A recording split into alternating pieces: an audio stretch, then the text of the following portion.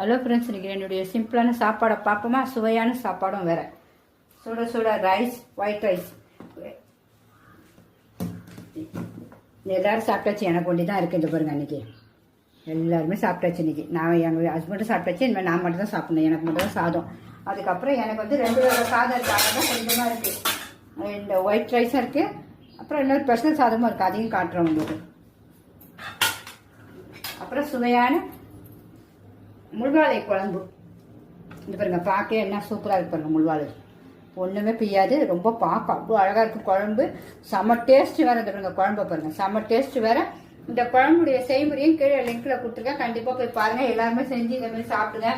ரொம்ப டேஸ்ட்டாக இருக்கும். ஒரு வாட்டி சாப்பிட்டா நம்ம விடவே மாட்டோம் கண்டிப்பாக.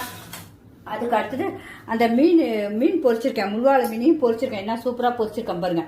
3 மீன் போதாது நமக்கு, மதியானத்துக்கும் நைட்டுக்கும். சூப்பராக பொரிச்சிருக்கேன். அப்புறம் அந்த மீன் பொரிச்சிட்டு அந்த எண்ணெயை கூட வேண்டுறதை கூட நான் வேஸ்ட் பண்ணல. அதில் ஒரு சாப்பாடு செஞ்சுருக்கேன். இந்த பாருங்க, அதுக்கு மேலே அட்டகாசமாக இருக்கும். சாப்பிடையே இந்த பாருங்க, சாப்பிட்டு காட்டுறேன் பாருங்க. என்ன ஒரு டேஸ்ட்டுங்க. அம்மா இதை அடிச்சுக்கவே முடியல. அதனால் இந்த சாப்பாடையும் நீங்கள் போய் பாருங்கள். இதையும் கண்டிப்பாக நான் போடுவேன். எல்லாமே ரொம்ப சூப்பராக இருக்கும். சிம்பிளாக இருக்கா. எல்லாம் நம்ம வீட்டுடைய சமையல் மசாலா தான். வெளியே ஐட்டம் ஒன்றுமே இல்லை. ஆரோக்கியமாக இருக்கும். அதுக்காக தான் மெயின் நான் திருப்பி சொல்கிறேன். எல்லாம் சாப்பிட்டு போக நமக்கு மாம்பழத்துக்கு டாப்பாக இருக்கும். இந்த சாதத்துக்கும் டாப்பாக இருக்கும்.